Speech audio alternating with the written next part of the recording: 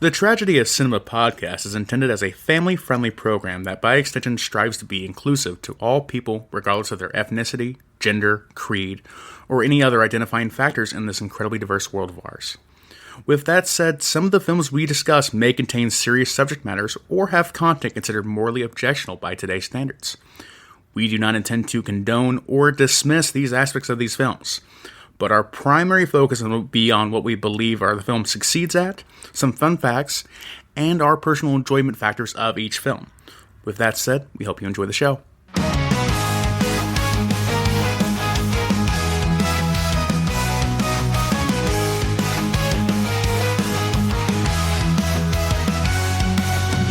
Oh, the neon light, Jimbo and Kyle take flight.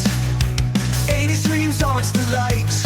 In the realm of black and white, movies and TV flow through the stories we all know.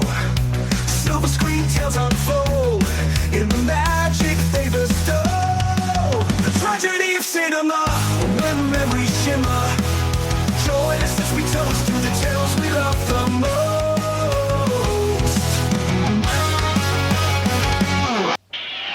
You got to be a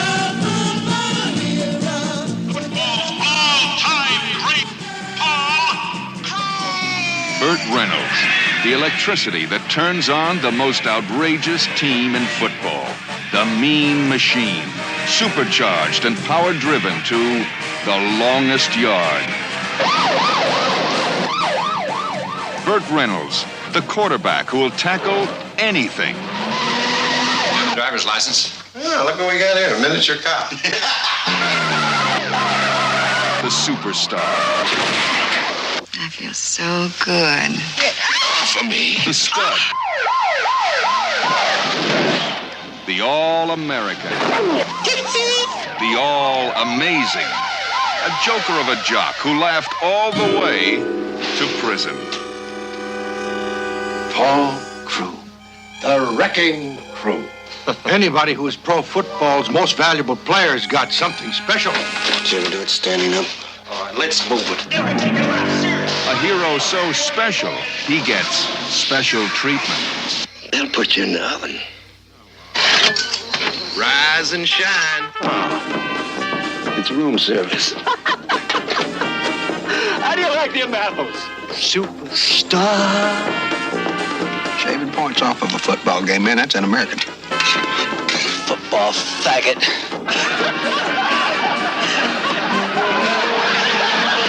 I'm gonna get you $24 in a hot box, boy. I quit. My God, what the hell is that? That's a member of the Warden football team. And I run a football team. What football team? My football team. He assembled the meanest, dirtiest team in history. We're getting up a football game against the guards. With the guards? Yeah, I want to play. I'm gonna play football. And taught them how to be meaner. The one thing that you're gonna have to remember is to protect your quarterback. Me.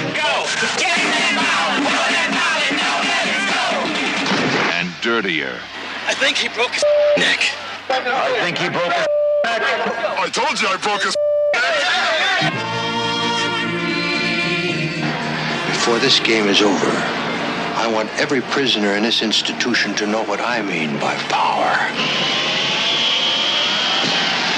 And who controls it.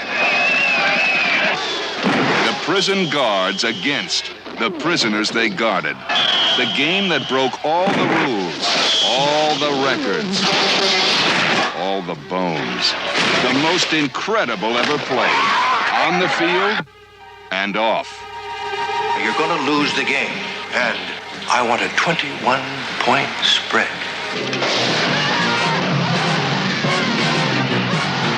We've come too far together to stop now. Let's do it. From the producer of The Godfather. From the director of The Dirty Dozen. From the first second to the last, the Mean Machine means it. Burt Reynolds, Eddie Albert, in the the wildest yet.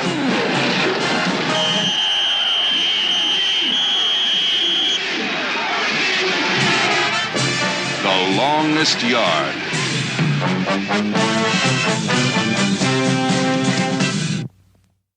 All right, guys, welcome back to the Tragedy of Cinema podcast. I'm your host, Jimbo. And I'm your co-host, Kyle Zahner. Once again, we let Kyle pick a movie. Yeah, that's right, Jimbo. And I always choose the best movies. You know this. Well, there's two certainties in life. Number one, you're going to die. And number two, Kyle's going to pick a bad movie. But even funnier than that is Kyle picked a sports movie. Exactly. Very uncharacteristic. And we all know how talented Kyle is at sports.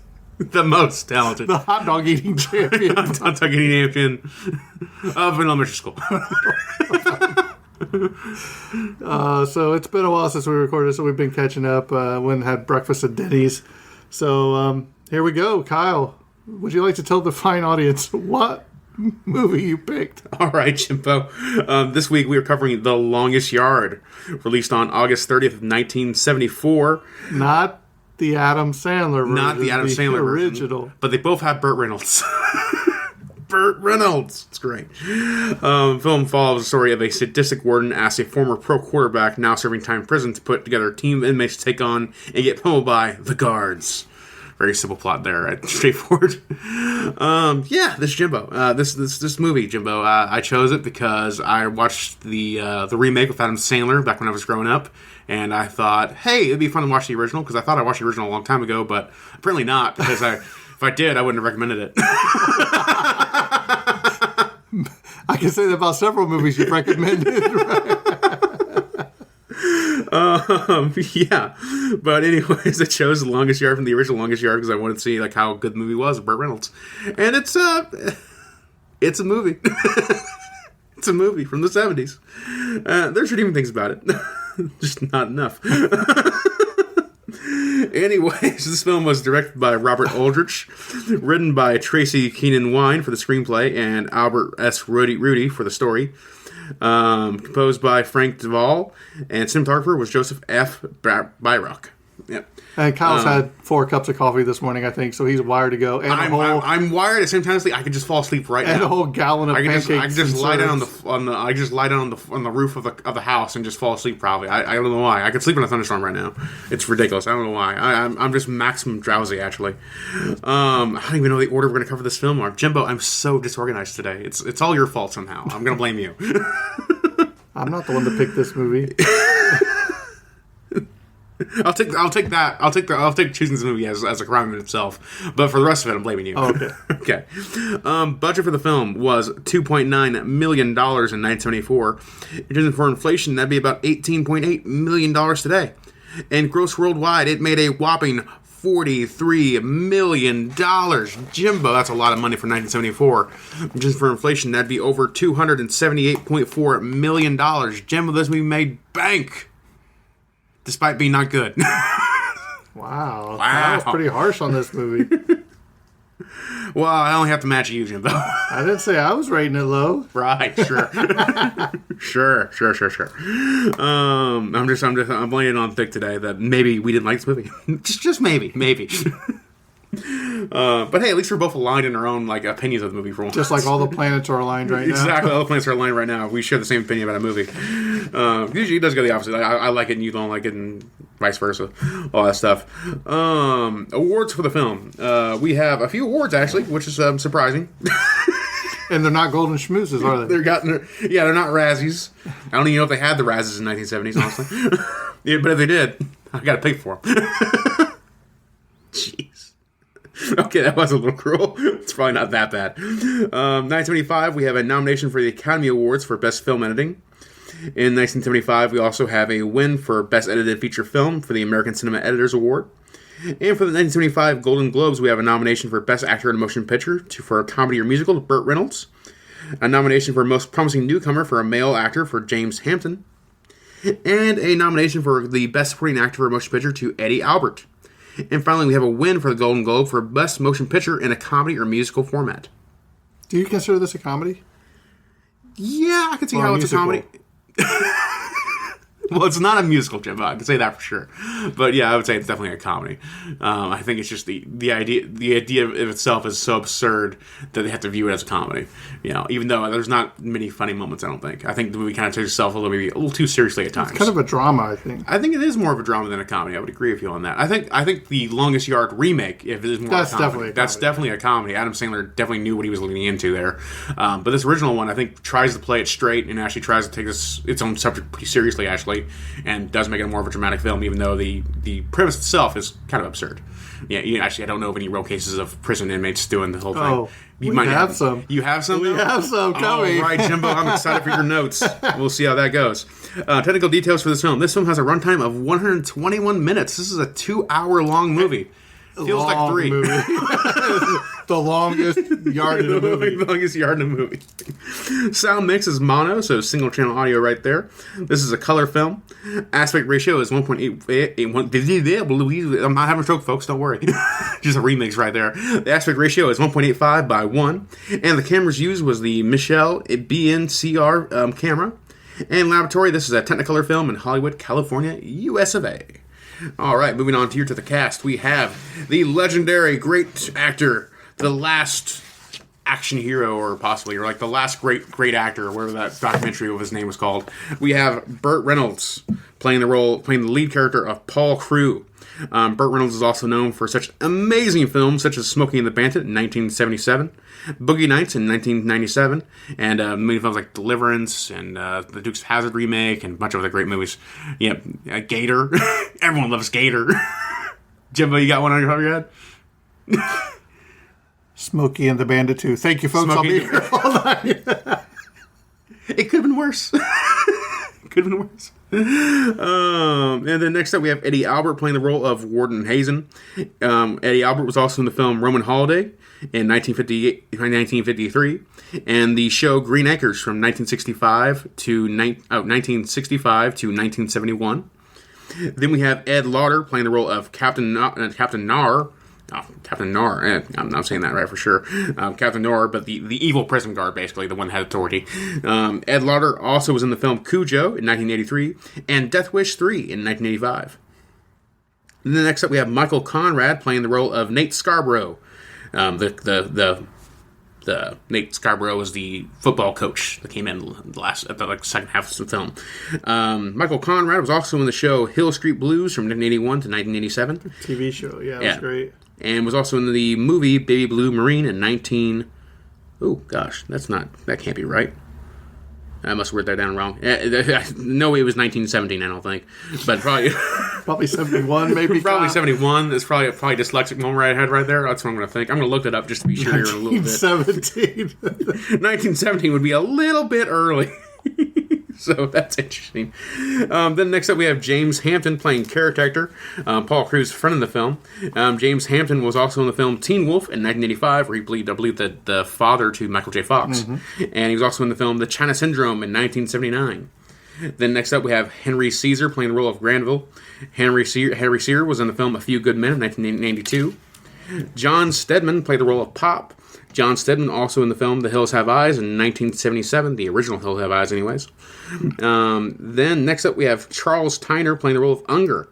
Charles Tyner was also in the film Harold and Maude in 1971. We got it covered. Harold and Maude, we just talked about that this morning. That's always on the back list of movies we need to get to someday. Maybe sometimes we'll make it a priority. It just looks so weird. Yep. I'm going to look up Baby Blue Marine right now just to make sure I know what year that came out. Baby Blue Marine. What a good title. 1976. I don't know why. Was way off. I don't know why I wrote down 17. No idea. Okay, that was weird. Okay, next up we have Jim Nicholson playing the role of Iceman. Jim Nicholson was a real-life football player, so he's known for being in the NFL Monday Night Football in 1970. That's listed as his film credit for the IMDb. Next up we have Bernadette Peters playing the role of Warden Secretary. Bernadette Peters was also in the film The Jerk in 1979, a classic Steve Martin film. Next up, we got Purvis Atkins playing the role of Mobby. Yeah. Purvis Atkins is also in the film Melinda in 1972. Next up, we have an Italian name that I'm going to mispronounce terribly. Tony Casito playing the role of Ratka. Tony Casito was also in the film My Mom and the Girl in 2016. Next up, we have Anitra Ford playing the role of Melissa. Anitra Ford was also in the film The Big Birdcage in 1972. Oh, that looks like a crazy movie. The Big Birdcage? I think there's one called The Cage or The Big Birdcage. It looks really ridiculous. Okay, I think I got a sneeze coming on, but I think I'm going to not have it. All right, good. Next up, we have Michael Fox playing the announcer for the football game. Michael Fox was also in the film Whatever Happened to Baby Jane in 1962. Then we have Joe Kapp playing the role of Joaquin Boss. Joe Kapp was also in the film The $6 Million Man in 1974. I believe the show, not the movie, the original show. IMDb lists everything as the same, not movies or TV shows. We can go in the IMDb credits, so occasionally I get a little confused there. Well, Kyle, if you click on it, oh wait, you would have to click on paper, Jimbo. You'd have to research before you came. Exactly. I had to do more work than I already do, and I'm already not invested. Jeez. Then next up we have Richard Kiel, who's going to be the last character I cover here. Richard Kiel played the role of Samson. Richard Kiel is probably is best known for playing Jaws in the original James Bond movies, where he was in Moonraker and The Spy Who Loved Me in 1977. And he played the Jaws character with the big giant jaws. And he was he also the guy? Was he also the guy in Happy Gilmore? Yes, he was a Happy Gilmore guy. The nail shot in his head. Exactly. Yeah, had to take the shot off his shoe. Shooter Gavin, I'm gonna eat you. Great actor. Jaws is actually one of the only James Bond villain that appears in multiple films. He's one of the only one. I'm sure there's others, but he's one of the main, one of the first big, not bosses, but hired goons who gets multiple feature presentations in the film. So good for him on that. So that's pretty cool. And that's where we're going to conclude the cast of The Longest Yard. Jimbo, let's dive into some notes. Are you done? Yeah, I'm done with the cast. There's more people, there's more characters here, but it's like assistant warden or shop steward. And it's we'll get to them if we need to. Okay. I'm disregarding these people in their hard work. Kyle's in rare form today. Notice he didn't say good, just rare. Yeah. Medium rare. Okay. So I like my steak. Oh, man. All right, so Ray Nitschke. Kyle, do you know who Ray Nitschke is? Let's see if Kyle knows who Ray Nitschke is. He's a football player? Oh, yeah, I'm so good. I should have been like, no, he was a barber. No. And I would have nodded my head I was like, oh, okay. No, he was actually one of the Green Bay Packer greats, one of the all-time greats. The best of the best. But he played a game called Kill the Star while on the playing field with Burt Reynolds. Oh, my gosh. Kill the Star. That's a professional football player be like, hey, guys, we're going to play Kill the Star. Yeah. We're going to tackle you hard. It's like, oh, okay. Man. So, but actually, a lot of the actors had previously played football. So, like Burt Reynolds, he played college football for Florida State University. Mike Henry played for the Pittsburgh Steelers and the Los Angeles Rams. Joe Kapp played quarterback for the Minnesota Vikings. Ray Nitschke, who we talked about, was the middle linebacker for the Packers. Purvis Atkins played for the Los Angeles Rams and the Washington Redskins and the Oakland Raiders. So, Kyle, this film was pretty long. Yeah, 2 hours long. The climatic football game, right? Mm-hmm. Well, we're all building up for. How much of a runtime did it take up of the show? I'm going to guess probably 20 minutes. No. More or less. More minutes. 35. No. More? Yes. How is it more? Okay, Jimbo, 42 minutes. No, it can't possibly higher. Be more. Can't possibly be more 47 minutes. 47 minutes of the runtime is that last football game. That seems impossible to me. You want to go back and watch it again? No, God, no. I'm just going to believe you, but jeez, that's a lot of movie. Georgia State Penitentiary prisoner Harold Morris, who had been wrongly convicted of murder and was later giving a full pardon, had a part in this film as an extra. In his book, Twice Pardoned, he recalled some moments with Burt Reynolds as follows. Although prison officials strongly discouraged it, Reynolds often sat with the prisoners during meal breaks and socialized with them. A photographer on the set offered to take souvenir photographs of the prisoners individually posing with Reynolds. Many of the prisoners had no money, but Reynolds told the photographer to take all the pictures they wanted, and he would pay for them. Oh. One of the prisoners asked Reynolds where he lived. Reynolds told him he had homes in Florida and California. The prisoner then asked for his address, and when Reynolds asked why, the prisoner explained A, he was a career criminal about to finally get out of prison, and B, after a life spent stealing from people who didn't have money, he wanted to finally burglarize somebody with money. That's yeah. Get a point where it's like, that's an interesting question to keep asking me, buddy. Why are you asking that? Yeah. And I'm about to get out, but I've only robbed poor people. I want to make some... I want to rob a rich man for once. Reynolds and Morris struck up a friendship during the filming, and at the end, Reynolds sent personalized autograph photos to several of Morris's relatives. He also gave Morris a Book of the Month Club membership. So, kind of. Old Bert actually took care of the prisoners. Pretty cool of him. Mm-hmm. Very Johnny Cash of him. According to Hal Needham in the Atlanta radio interview, interview, someone was standing by waiting as they filmed the chase in the car. As soon as they pulled the Citroen SM out of the river, he paid for it and took possession, which producer Albert S. Ruddy sold it for $7,000 on the strength of it being the car from the movie. So, cool. $7,000? $7,000. Would you take it, Kyle? No, but I can't afford it. That's my excuse. Would you take it, Jimbo? Nah. Nah. According to producer Albert S. Ruddy, the story crew tells about his two blind parents as a reference to former NFL quarterback Jim Plunkett. Here you go, Kyle. Maybe you've heard of this guy. Then Governor Jimmy Carter. Jimmy Carter. That Jimmy Carter. Facilitated the production in Georgia, so... He lusted in his heart for peanuts. Kyle. You just have to go places, don't you? They made him sell his farm, Jimbo. He might be corrupt. Burt Reynolds was quoted as saying that the late director Robert Aldrich deliberately framed and shot the film in 1.33 to 1 Academy aspect ratio with the intent that it would be matted theatrically for 1.85 to 1. Because prophetically, Aldrich didn't want to see his vision later manipulated for TV screens by panning and scanning. Oh. So he said, haha, I'll show you. It's thinking ahead of the curve there. Good for him. Burt Reynolds' brother, which Kyle didn't mention in the cast, folks. Mm-hmm. He is the player wearing the black jersey number 65 seen running beside Reynolds in the final play of the game. I'm looking up now to see which Reynolds. You can hear that on the Burt Reynolds DVD commentary. If you'd Burt Reynolds DVD commentary. I don't even see what the cast lists. Early examples of product placement on stadium signs include Eastern Airlines, Pabst Blue Ribbon Beer, Tony Lama Boots, Gatorade, Rawlings, Coca-Cola, Continental Trailways, Adidas, Goodyear, and Muriel Cigars. So probably one of the earliest films where they actually stuck that stuff around. You know what I mean? Oh yeah, real life sponsors actually. I always think of like Superman, the Marlboro cigarette stuff as being the biggest one for me that I see all the time. When I think of like first movies of like advertisers like that. But this film also, same thing with like Coca-Cola and all that stuff. Richard Kill is too big for the Mean Machine helmet in the dressing room scene where one can see him struggling to fit a normal helmet and failing. Later in the game scenes, one can clearly see his helmet as a different design to the other players, so they had to get a bigger one. I feel your pain, buddy. I got a big head too. More than one ways than one. Yeah. Burt Reynolds and Mike Henry would meet again a few years later in Smokey and the Bandit. The movies. Henry played Sheriff Justice's son. Cool. The final shot of Paul Crewe and Pops leaving the stadium, silhouetted in the tunnel, was a homage to the famous final shot of The Searchers. Michael Fox, who played the announcer, wrote all his commentary himself, so that's actually his own words he's wrote. I imagine he's a professional announcer in real life, too, or I can look it up possibly, see if he's a real-life football announcer. He's going to be like, no, he's an actor. I would just get Michael J. Fox, and I just know that already, but there it goes. I know that's what's going to happen.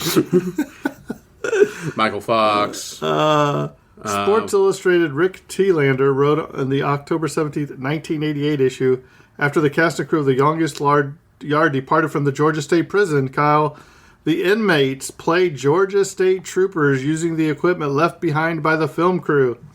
Oh, wow. The game quickly got out of hand. Uh-oh. With inmates pummeling the out-of-shape troopers for their alleged arrogance. The game was called at halftime. Would you like to guess the halftime score?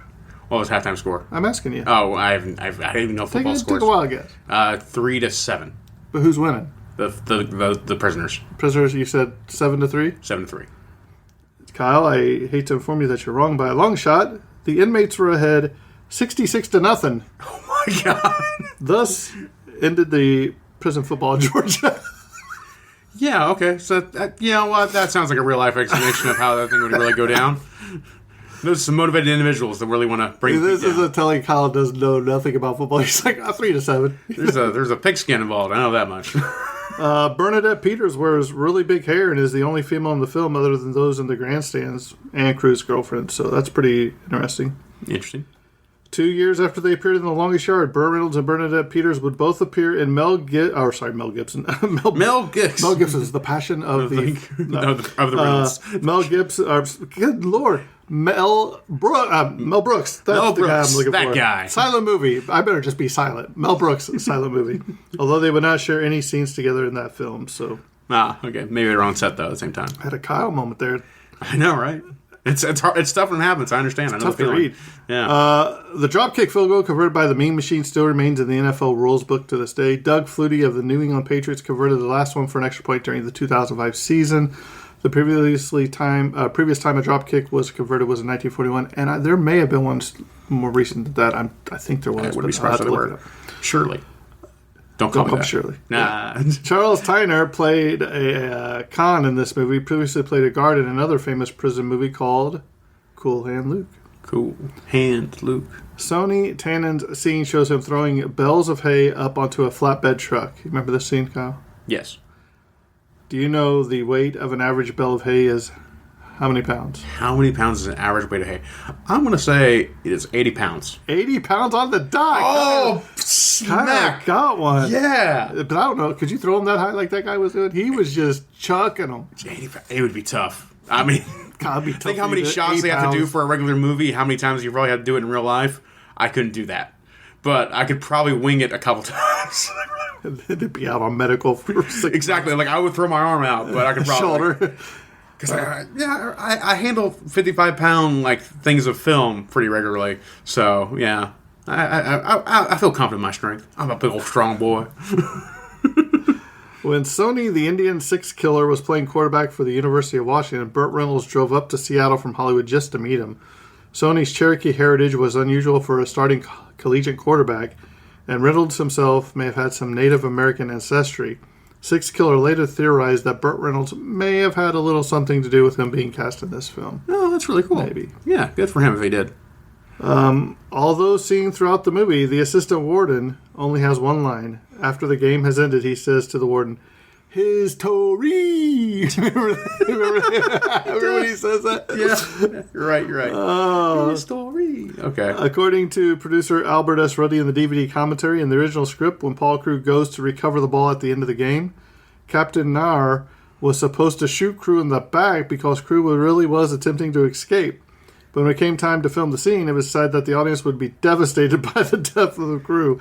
The ending was altered to show Crewe recovering the ball and now realizing he wasn't escaping. Would you have liked to see him shoot? That would have been a terrible ending. But I mean, would it be a different feeling at the end of the movie? Oh, it would definitely be a different feeling, but it'd be a terrible feeling at that. I think it might have made it better. No, Why? not at all. This is all. You don't think so? This is a story about redemption. At the end of the day, he is becoming a better man. No. Yeah. He's becoming a family. But I mean, that just shows how evil the head guard guy was. Yeah, I guess it would have shown how evil the guard guy was, but no. If anything, it shows like a decency and honor within him. They wouldn't go that far. Like as bad as he is, he wouldn't go that bad. I think that actually makes the film better. Overall. Do you think that he was going to let him get out on early release after this? Oh no!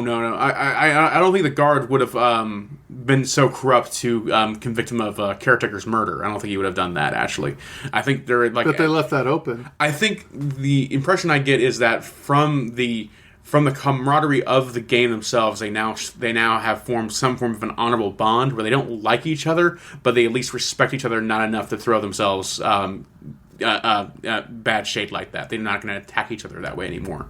I think that's the idea of the film, trying to convey the fact that he spares him at the end there, and also I think Paul Crewe is going to get out at his regular scheduled parole. Actually, I think it's going to be fine for him. I think that's the story. Is that he found it? Is that because he formed a bond and a family with his fellow prisoners, building this team, he redeemed himself and actually became a better man overall, and then he's going to leave prison and be a better man in society. That's what I think it is. That's the message of this film. So you should have shot him. But anyway, Kyle went into a deep dive. I was like, just shoot him. Just shoot him. Save some film. Jimbo, just a murderer. He's a prisoner. He deserves to be murdered.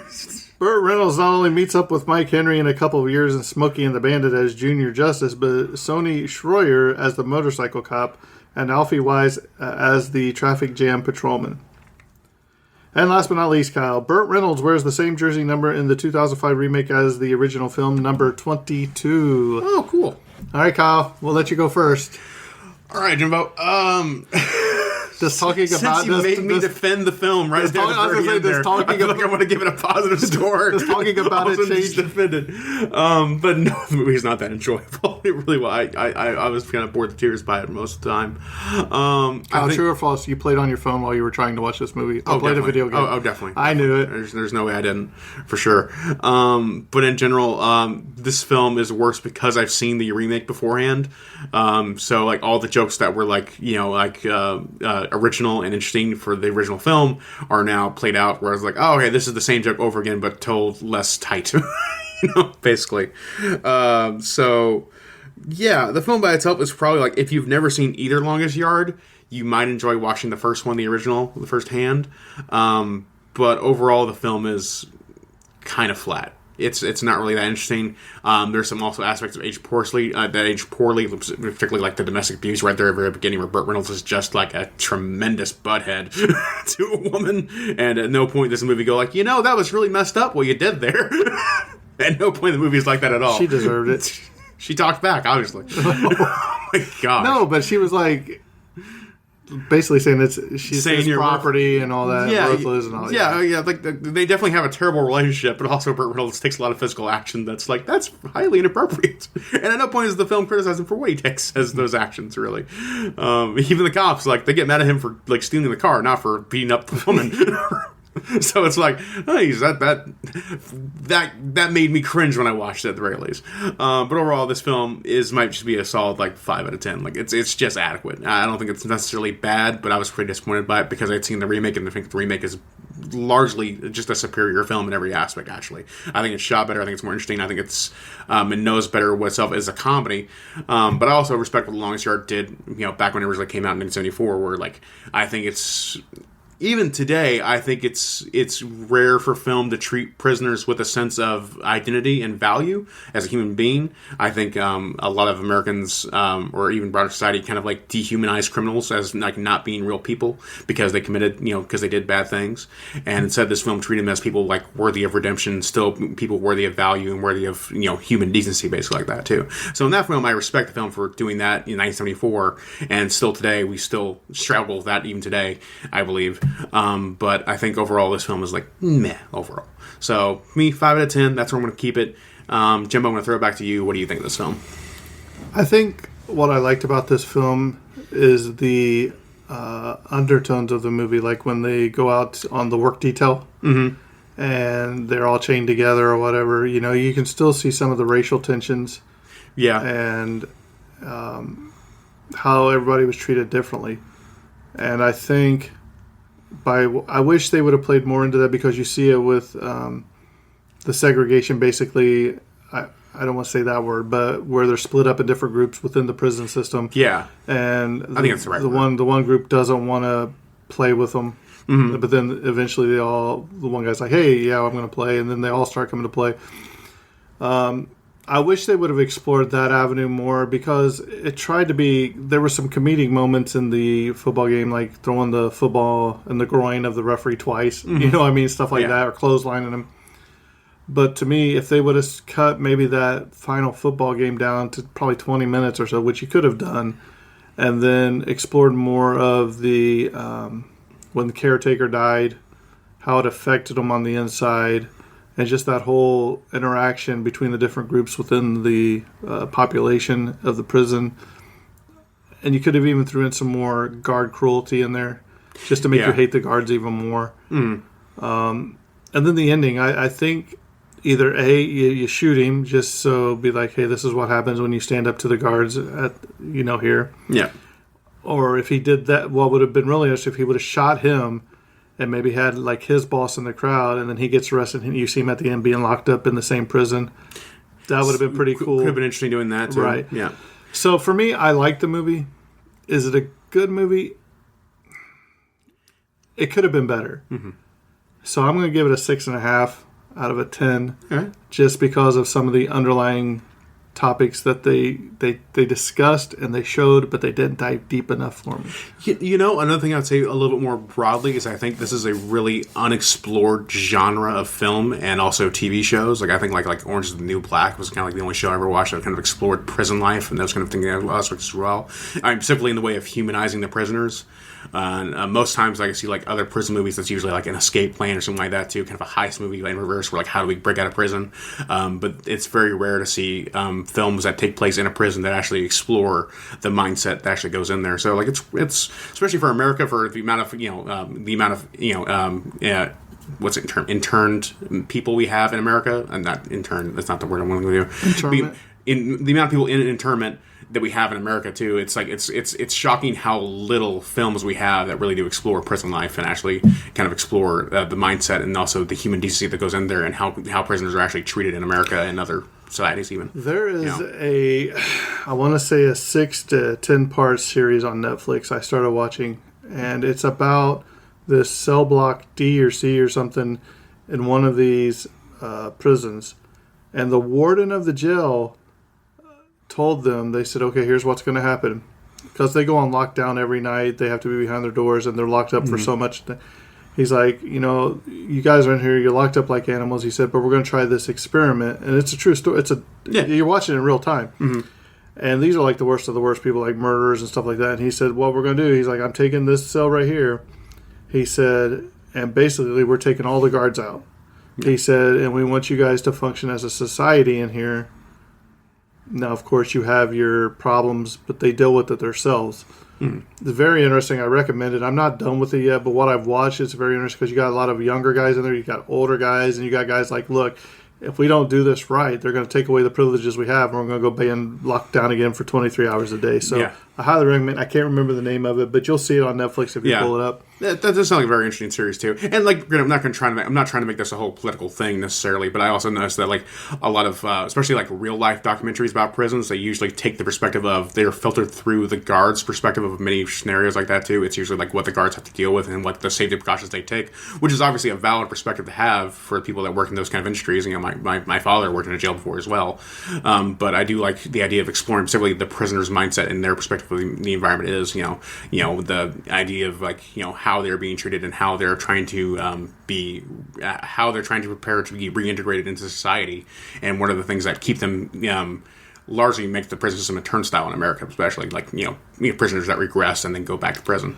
Right, that's what I was going to say. Like, so it's all fine and dandy with their rehabilitation programs that they think, but how many of them get out and do something either the next week or the next day? Yeah, or just right back within the next 3 years. Right, so you can't just integrate them straight back into society like that because they don't know any different, some of them. Mm-hmm.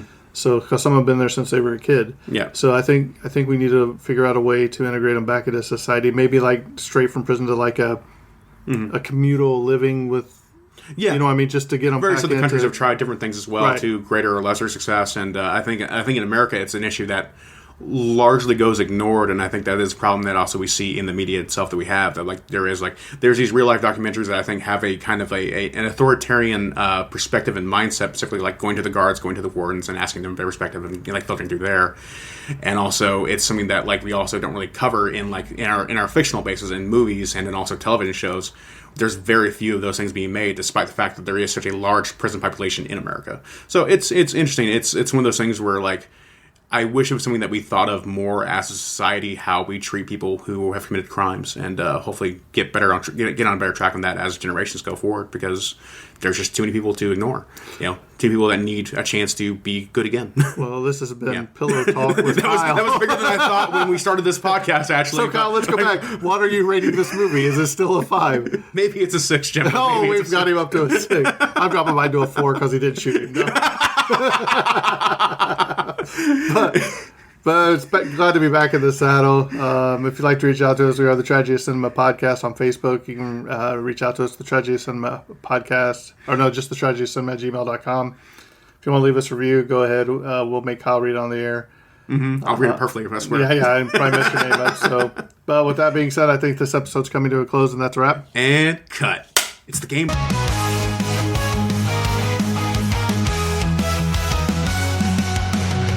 tragedy of cinema, where memories shimmer. Join us as we toast to the tales we love the most.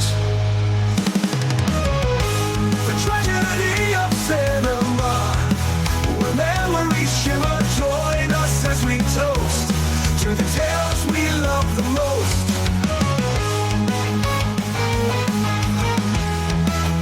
Those we love the most.